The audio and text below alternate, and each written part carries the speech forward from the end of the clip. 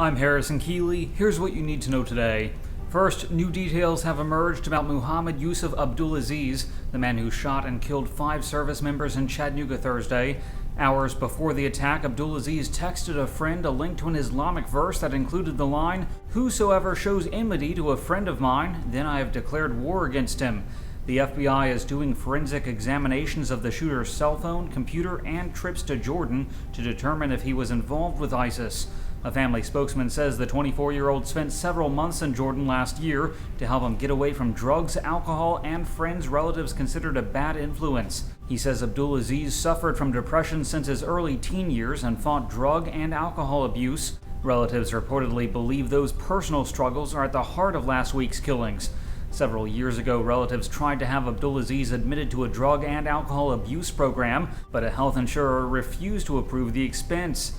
Divorce papers also show Abdulazeez grew up in an abusive home. Court documents allege that his father beat and verbally abused his mother in front of the children.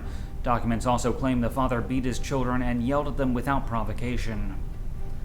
Westboro Baptist reportedly plans to protest the funerals of the slain servicemen.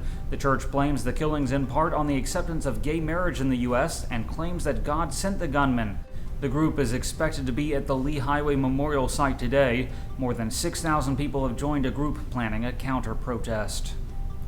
Governor Bill Haslam is ordering state officials to provide more protections for the Tennessee National Guard following the shooting.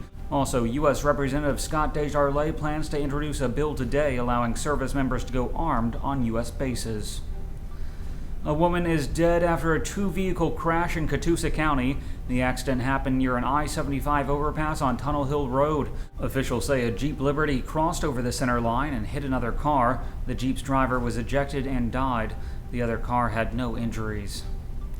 A 20-year-old has suffered significant injuries after a fall at Mowbray Mountain. Authorities say the man was climbing boulders at Terrace Falls when he fell up to 30 feet.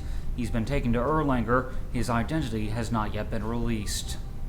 Turning to weather, there's a 40% chance of storms this evening with a high near 95 degrees. Tonight's low will be around 75. That's it for today's news. Thanks for being with us. You can find more on these stories and breaking news at timesfreepress.com.